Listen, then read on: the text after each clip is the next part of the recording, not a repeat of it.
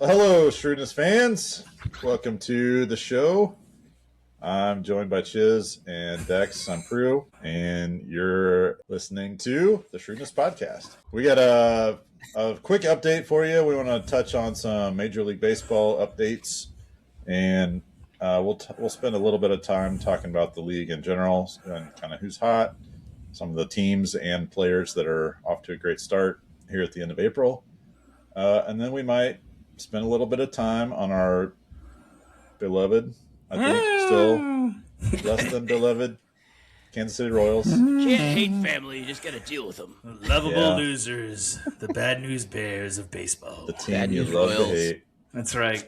We'll talk about the Royals a little bit and their latest shenanigans late April here, and it's already looking not great. So anyway, Dex, tell us about something positive. Dex, about tell us a little baseball. bit about this week in baseball. Baseball. Baseball. All right, I want to Used to start be off my this... favorite shows on Saturday it's mornings. awesome. This week in baseball. Yeah, it's awesome. You just love to get it. It's back when you didn't have any TiVos recording stuff. You remember the TiVos? Oh yeah, TiVo. Oh yeah. Tape in. But let's do it around the world. Where's everybody at? Where the teams at? So American League, we'll start there. American League Central, our favorite division. Woo! Not in our favorite order right now. So Cleveland and Minnesota and Detroit, kind of a pig race up top there. Barely above 500, but Nobody running away with it. That's for sure. no. And all the teams, like in the last 10, Cleveland 5-5, Minnesota 5-5, and then I guess Detroit's on a heater. They're 7-3 out of the last 10 to get to 12-12. That's because they played the Royals. I know. It always helps with this moment to be playing the Royals. So Cleveland and Minnesota battling up top for the Central. Out in the East, you got the Yankees. They're 2 games up. They're 14-9, so they are just trucking along. Tampa Bay, surprisingly, there. The opposite of their other New York counterpart. Who is the worst record in baseball. We'll get to them in a second. The AL West. So one of our surprise picks, the Athletics of not Oakland and not Las Vegas, but Sacramento. They are in another pig race. So the AL West, much like last year, 12-11, 12-11, 11-13. Just a stockpile of garbage up top. And what's funny is not Seattle. So our pick to run away with the division because of the pitching is so good. Well, their pitching has been pretty good, but their bats. So Josh Naylor and company not doing real well. Julio is off to a slow start. Naylor's off to he's a corpse. He's just a zombie wrapped in a mummy wrap. So he's not doing anything for them, and that's killing them. And let me call out Dex. Since you're talking about that division right now, you got a shout out to even though the Angels are only 11-13. One of the interesting stories, Jose Soriano. Soriano is 5-0 with a 0.28 ERA. Silly. What? Yeah. What? Dude, who didn't see that coming? Right. That was one of the most obvious things that we saw in the preseason. And who knows? 31 strikeouts in 27 innings. That's a decent start for Jose Soriano. It is. You might want to sell high. Yeah, I was going to say, what about that regression to the mean thing we always talking about? Yeah. Yeah, this is absolutely the time to sell high on Soriano to a team and on that same team, you got to give the shout out to a return of Mike Trout. Yes, we like 7 homers and 13 RBIs already. All right. Even with that, they're still 11-13. So you got a guy who hasn't allowed a run, and you have a guy who's having a resurgence MVP with Mike Trout, and you still can't get to 500. Yeah. That's the problem with the Angels. I really hope Mike Trout gets traded and allows himself to be traded. That would be my favorite thing of this season if that happens. Agree. But all right, so moving on. And speaking of Houston, jeez, they may have the best hitter in baseball right now with Yordan Alvarez, 9-16, because 10 home runs. Yeah, already. But they're pitching, so they lost their top 3 guys, and now they've lost their 4th. So they just don't have anybody. So poor Houston is like, what do you want us to do? You start your 5, 6, 7, 8, 9 guys and see what happens. I got an idea, Dex. Why don't the Royals trade a 5-starter for Yordan Alvarez? That's what. That would solve a lot of problems. I think that would be very helpful. I don't know if he's coming, so I'll be on the fantasy list and on the bingo card that never gets hit. Yep. So over to the NL East. So my early season pick, and you can hear it back on That's few true. episodes ago. Atlanta. I said they would come back with a vengeance this year because last year just everything went wrong that could go wrong. They are already up 5 games. They're 16-8. Dude, they're running away with the division. There's no other team that's even 2 games below 500 are the next best teams with Miami and 5-game Washington. lead right now. Yeah. Which is super surprising, too, by the way. Miami and Washington in the East behind Atlanta, not Philly and the Mets, who everybody had as the top 2 teams by nearly everyone on Vegas odds was Philly and the Mets. That's right. In that order. And then Atlanta was probably 3rd, and then there's Miami and Washington. I believe my pick was the Mets. So Chisholm's. Can we go through your preseason picks? I just happen to have it pulled up. I bet they're phenomenal at this point. Chisholm, What do we AL got? East, Boston. Oh, Who is solid. currently dead last. Dead last. AL 5 Central, games out. AL Central, Kansas City, dead last. Dead last. Yeah. AL Oh, West, Oh, Seattle, Second to last. by a game. Right. and then in the NL East we got the Mets. Dead last. Dead last. Chisholm off to a hot early start. What have I got in the Central? But Central, NL Central. Cincinnati. The surprise of the Central, Cincinnati. First place. And I this am is, tuned by the in way- to the by NL the way, Central. So this division is the hottest division in baseball. All Yeah, the they teams are. over 500, to include Pittsburgh, 13-10, who would be leading every other division damn near in 13 and baseball. 10 and then dead last. Dead Yeah. last, 13-10. But their pitching looks good. Their offense is way better. Exactly what I was kind of hitting on preseason. They have a more stacked, balanced roster.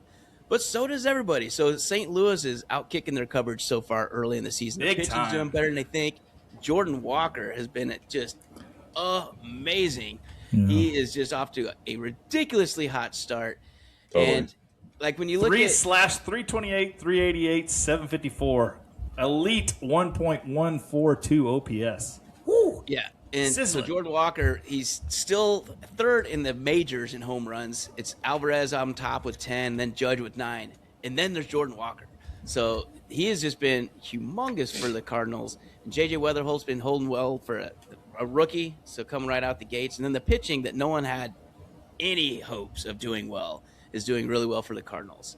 So that's kind of where they're at, and it's good. And Milwaukee, again, they're not going anywhere, 13-9. Right ahead of Pittsburgh by half a game. But this NL Central is going to be a fun division to watch all season. Yeah. So if you're a baseball fan and you're looking for a division that's going to be fun and That competitive, is going to be a this lot is of it. fun. This is it. And then we go to the NL West, and it's not as bad as what we thought it would be. We kind of thought L.A. and then everybody else. But San Diego and Arizona are not letting them run away. How would you like to be San Diego? Come out of the gate 15-7. Yep. And still not be leading your division. Like, Yep. oh my gosh, that's brutal. Yeah, you have the 3rd best record in baseball, and you're 2nd place because you're always with the Dodgers. And heck, Arizona 13-9. I mean, they're off to a hot start too. Yeah. But San Diego's won 9 of their last 10, so they're on a little heater.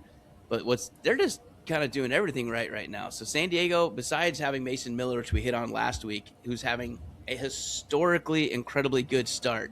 We talked about Jose Soriano for the Angels as a starter. Well, on the relief side, Mason Miller has proved damn near untouchable. Yeah. He's throwing wiffle balls up there that you can't even see. Totally. And it's just stupid. So when he's not throwing 103, begging you to hit it right down the middle because you can't, then he kills you with a slider that just buckles you. Right? So that's kind of where we're at. So that's around the world of what teams are doing what. And again, I hit on Yordan Alvarez and Jordan Walker. Those two guys are off to phenomenal starts. And then Aaron Judge, so his average isn't there. 232, not real Yeah, good. it's weird. 30 on base, not great. But 9 home runs, 16 RBIs. But the 29 Ks, he's got a 35% K rate so far this season, which he strikes out a lot, yes. But even that's getting a little concerning. So that's crazy high. Mm-hmm. Man, as opposed to Yordan Alvarez, for comparison, 19 walks to 11 Ks. Yeah. Yeah. That's what you want to see from your elite basher. Leading the league in and homers with 10. Yep. Another guy I want to call out, and you probably haven't heard of him, judging by the attendance, you haven't. The Chicago White Sox brought in a guy, Munetaka Murakami from Japan. It's Japanese superstar. Dude's got 8 home runs already. 8 home runs for the White Sox. Have you seen any of his home runs? Holy cow. I haven't. They are moonshots. He goes McGuire on it when he hits it. Yeah. It's like it's fun to watch. No one in Chicago's watching, but it's fun to watch, and he's worth the ticket price. The other guy, you guys I have do heard want of to highlight. So Go while ahead. we're on him, so on Murakami, 43% strikeout ratio. For Murakami. His 3 outcomes are strikeout, home run, walk. He's also leading the league in walks, or second to Trout. So second in the league to Trout. No way. But 20 walks to 31 Ks in 72 at bats. He's Rob Deere. He's Rob He Deere. is. That's who He I is thought the of modern too. day Rob Deere. But even Rob Deere would say, I didn't strike out that much. That's a ton, brother. That's bad. Well, you've heard of the sophomore slump. Well, I'll tell you, Drake Baldwin hasn't. He hasn't, because he won Rookie of the Year for the Braves last year, and Yes, he did. he's got From what college? Let's go. Missouri State, baby. Missouri State, and That's right. he's got 21 RBIs. It is April the Wow. 21st, and he has 21 RBIs. Wow. And I this didn't is realize he had that many. I knew he had a lot. coming off the Rookie of the Year honors. Like, I saw that number and I was like, that can't be right. I had to double check it. I'm like, I'm gonna try another site because they must have it wrong. But no, Yeah. he's got 21 RBIs. That's more than the Royals team, I think. Yeah. That's- He's yeah. batting 312, Very close. 510 slugging percentage. That'll play, man. 5 homers. Right? So that's That's I think it's- legit. Good job, Drake. Good job, Missouri State. Good Drake job. Baldwin representing the Southwest Mo. Happy about Right. that. The guy leading the league in batting average right now, Andy Pages. Because you had Pages? that on your bingo card. Of course, you could have said, yeah, maybe a Dodger's going to lead the league in batting average, but I'm guessing And you that would- yeah, Andy that's a good Pages guess. would have been Otani, Freeman, Paez. 7th or 8th down One of on those guys. list. Right. He's hitting a cool 370 out of the gate, which is a decent start to the year. Yeah, So you could say you that. got some really interesting stories out of the gate. So it's funny because if you look at the leaderboard right now, it's a mix of like established superstars and then like young kind of breakout players. Yeah. It's kind of makes it fun to see. We'll see how many of these guys can sustain stuff. I mean, are Jose Soriano and Aaron Ashby going to lead the league in wins? Probably not. Ashby could, though. Ashby Ashby- could. He yeah. could. One is not, because he plays for the Angels. One is definitely not going to be leading It's wins. not going to He happen. may have gotten his 5 wins for the year already. I don't know, because Exactly. that's a definite kind of a house of Regress cards, to the I mean. believe they would call it Mm-hmm. in Anaheim. A house of cards is what I might term that. Yeah, and Jose Ramirez, as is always the case with him, but this is what's not always the case with him. He's leading the league in stolen bases. Like, he's always good, right? He's always a 30-30 He's leading guy. the league? Yeah, and close to 40-40. Never But would he's guess got that. 10 stolen bases already and 6 home runs. He might be 30-30 by the All-Star break. That's He wild. is moving and shaking because he even got off to a slow start with the homers. And he's only batting 230, but an on base of 356 because he's walked more than he struck out. So 17 walks to 14 Ks. Ramirez is starting to heat up because he started off in the sub-2s. He was below the Mendoza line for a minute. But watch out for Jose Ramirez, man. This guy just because he plays in Cleveland, no one knows who he is. But he's just He's a a freak stud. every single year. Yeah. I absolutely love him. I wish he were a Royal because he is that kind of guy that is like fun to root for. He's also a guy that came to the league underappreciated. No one thought he was going to be all that. He was kind of like a skinny little kid. Didn't have a lot of He's meat a fat on him. little kid, and that's I what's know. surprising. He's such a chub, and he's so fast. and He's he's still, good at still defense. stealing bases, and he's probably 20 pounds overweight. He is. Yeah. He is. To be honest. he could stand a little Wegovy. I'm not gonna lie, but but you know, Ozempic. but you know, hey, Jose says, "Screw you." If you can still lead the league in stolen bases, 20 pounds overweight, then eat away, Yeah. man. Eat away. And zero caught stealing. He's like, they don't catch me. Right. Right. He's That's gotta catching be- everybody by surprise right now. That's exactly right. God, he's still going. Right? So- Absolutely. You want to be perfect.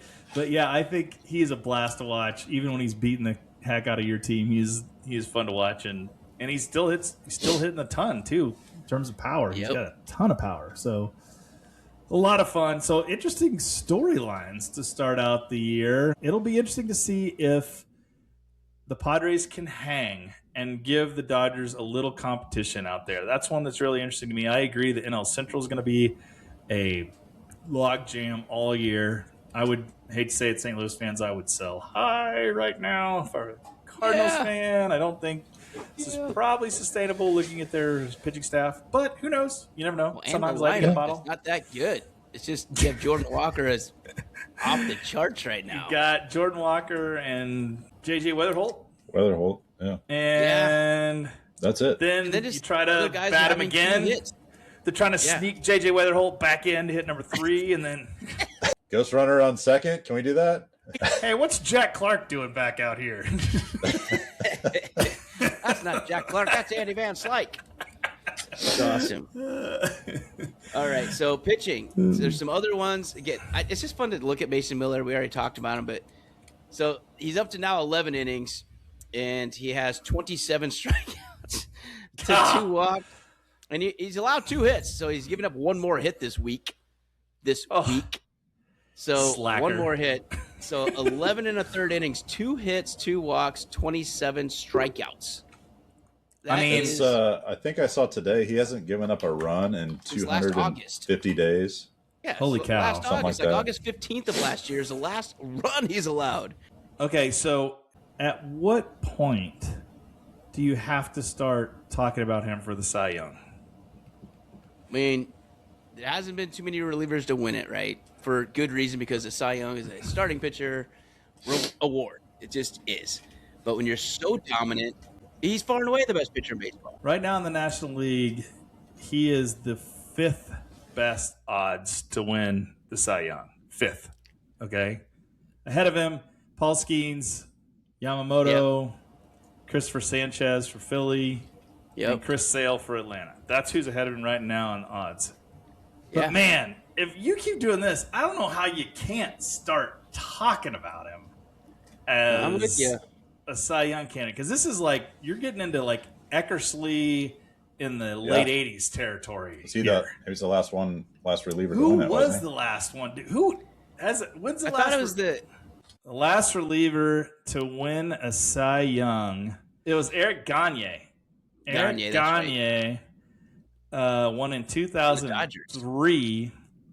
He converted 55 of 55 save opportunities and had a 1.2 ERA and 137 strikeouts in 82 and a third inning.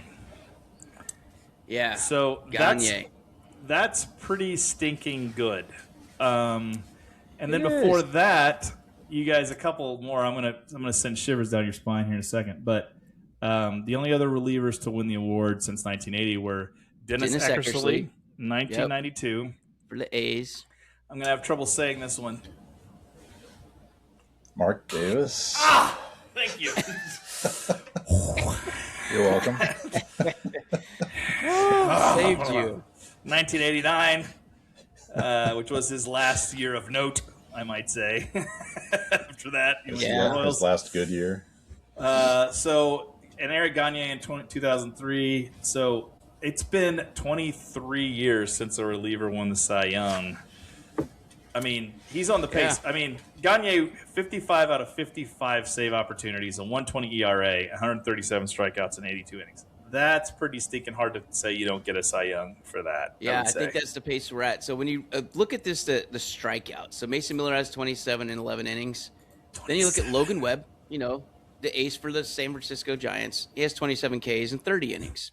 You look at George Kirby. He's pretty good. He has 27 Ks in 33 and a third innings. So in 22 more innings, how many more will Mason Miller have in 22 more innings? Right. I'm going to wager to say probably 44 minimum. Right? It's just kind of crazy. And you go all the way down. Nolan McLean, 28 Ks this season in 23 innings, so almost 24 innings. Chris Sale, didn't he win the Cy Young last year? Not last year, the year before. 29 Ks, 29 innings. So this is where Mason Miller is stacking up against the elite strikeout pitchers in the league. And that are starters. He has a save in a third of the innings. Innings. Right. And he throws 2 pitches. It's not like, I wonder what he's going to throw. It's going to be a fastball and a slider. Right.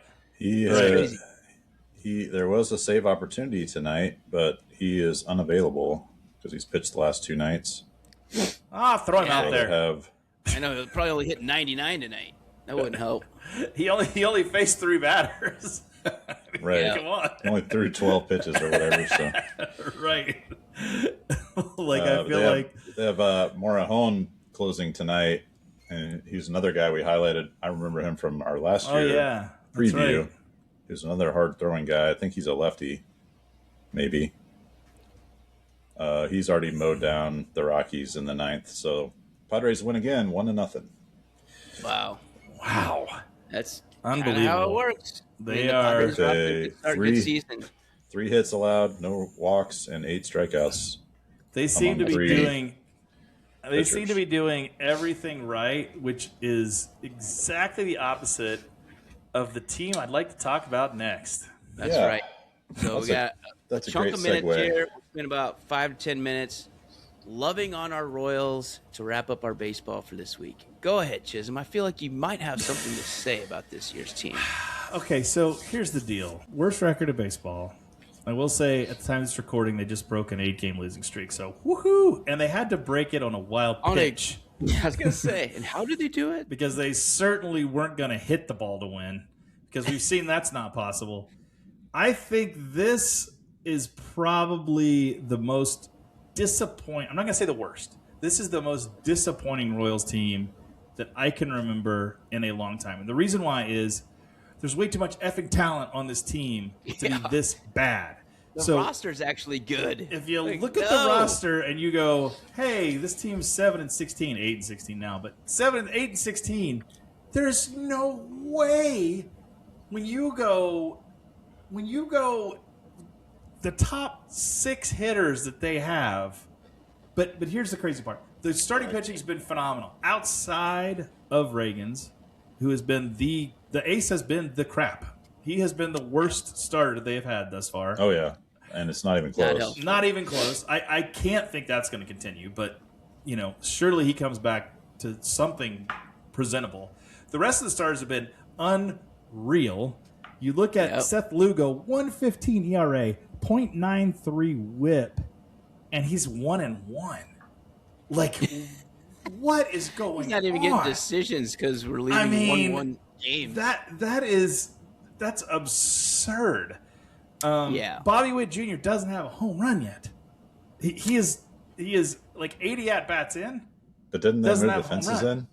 They moved the fences in. That helps. Jack Caglione finally got one last night.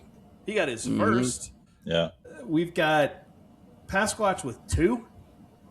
Pasquatch hitting $160, if that. I think maybe $150. I think it's 143 now. Yeah. Your 3 and your 4 hitters are hitting on average about $160, and like Pruitt, we talked about this. Okay, I get where Quatrero Q, whatever his name is, the skipper, is coming manager from, and he's got a lot of like great pedigree and background and all this stuff. But like, what's the definition of insanity? Doing the same thing over and over again. Well, there it is. And expecting different results. Yep. You stop with the same lineup. Just for giggles. How bad? Switch somebody around. Like, how bad does Pasquatch have to hit before he's not the 3 hitter who's supposed to be your best hitter? Hitting player on the team right now. And I get it. He's not the worst talent on the team. And regression to the mean, all that stuff. He'll come back, whatever. But it's not happening right now. So put him in the 7 hole until he comes back. Put him in the 8 hole until he starts seeing the ball and can actually do something. Because right now, he's feeling the weight. You see it every at-bat now. Anytime he comes up, it's like, I haven't done crap. And he starts swinging at stuff he shouldn't swing at. He doesn't have a game plan. It's obnoxious to watch. He's pushing. It's painful to watch. I wouldn't even mind having Witt lead off, Caglione second, Garcia 3. Let your guy who's hitting the best bat 3. Between him and Witt. But let Witt be on front because he takes pitches. He's leading the team in walks. Right. He's leading the team in stolen bases. I mean, why not have your on-base leader be first? Just give everybody else there's someone on base now, and he's probably going to be on second. So besides the 7 doubles and the 8 steals, he's finding his way around the bases quickly to be in scoring position. Yeah. Let Bobby lead off. And then, again, Caglione, when we look at a very interesting stat, so barrels... He hits the ball. Holy crap, he hits it hard. That's for sure. So he's on the list. He's 20th in Major League Baseball at 10.7 barrels per plate appearance. He's going to hit the ball hard somewhere. Like, average EVO is 95.2. That is incredible. So that is 6th in Major League Baseball. Yeah. There's nothing wrong with having a guy just crush the ball and he sees pitches. I kind of like Caglione in the 2-hole and Garcia 3. Why not? And then start messing around some more. But we have to have the top 3 all be good and hitting the ball hard. Put Jensen in the 4-hole. He's got 5 home runs. I would love He's that. leading Jensen the team. In the 4-hole. He's leading the team in home runs. Put him in 4-hole. And he had a good night tonight too. And I love Salvi. I will always go to my grave loving Salvador Perez, and I will vouch for him. But guys, we've all seen this before.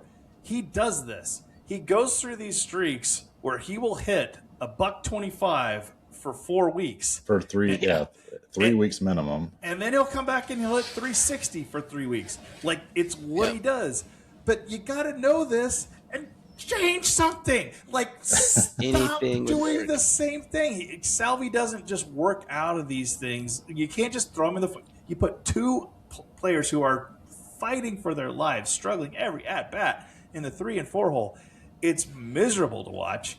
You know what's going to happen. You see it happen over and over again. Then the fans, for the first time in a long time, last night they were booing. Okay, if you listen to this podcast and you don't know Kansas City fans are super nice.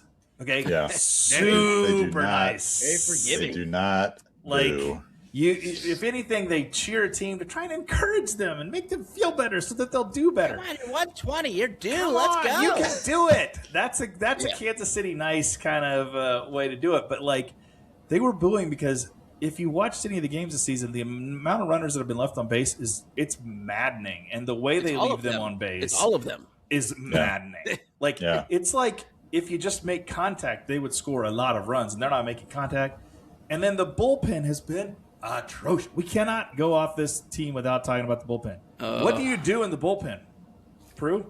We got any answers? I would start with throwing strikes.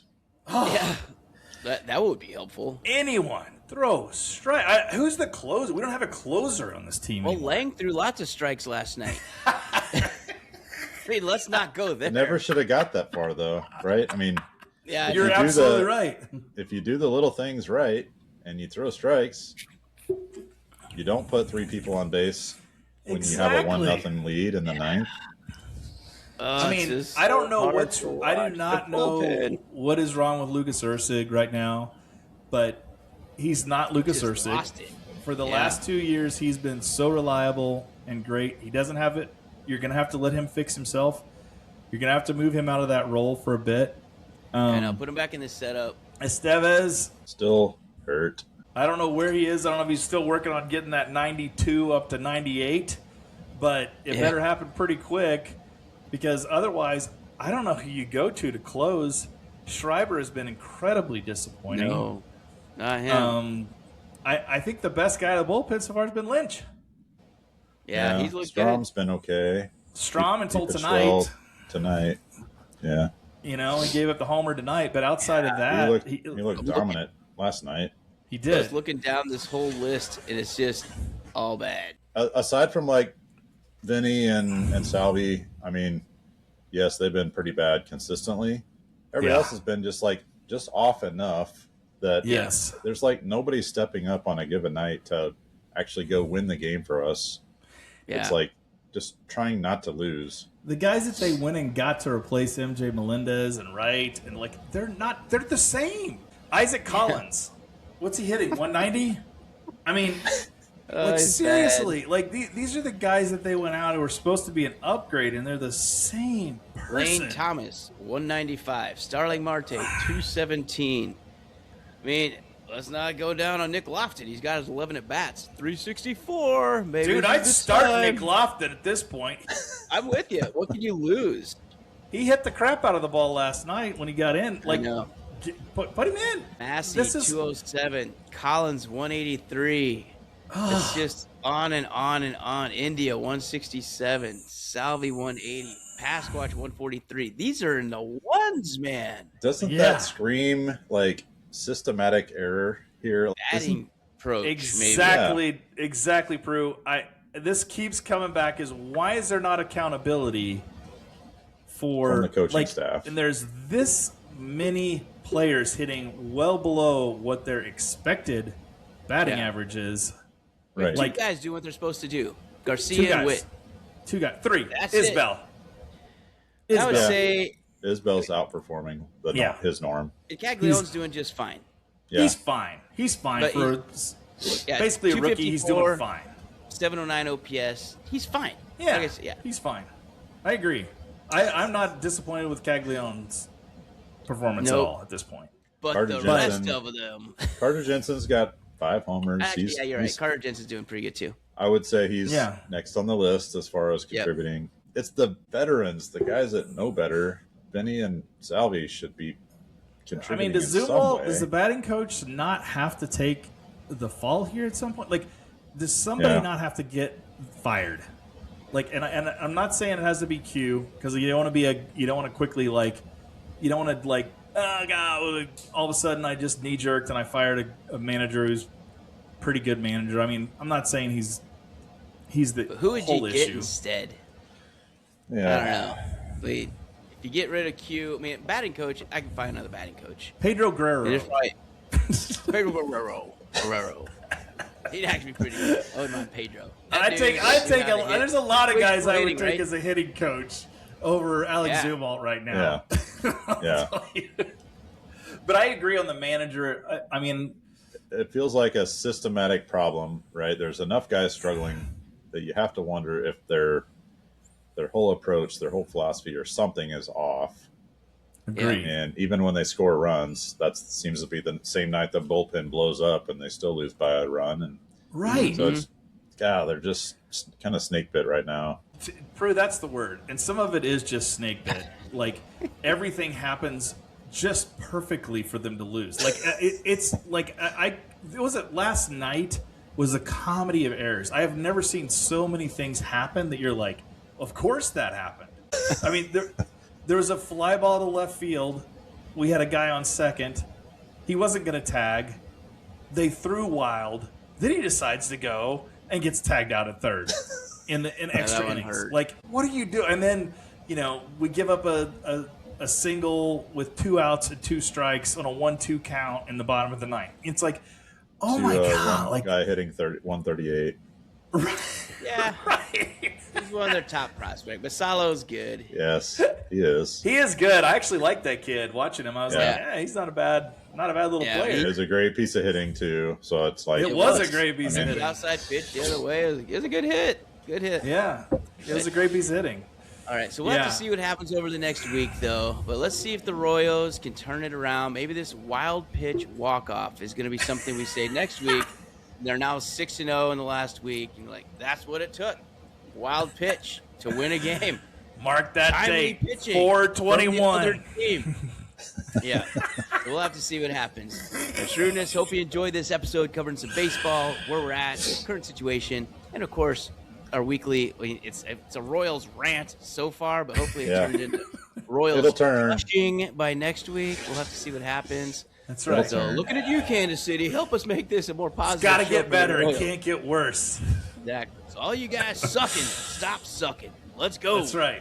All right. So enjoy baseball. Hopefully you get to have a cold one celebrating the Royals win tonight. Enjoy baseball. Enjoy these hot starts. Hope your team is doing well. Until next week, stay shrewd. Stay shrewd. Stay shrewd, everybody.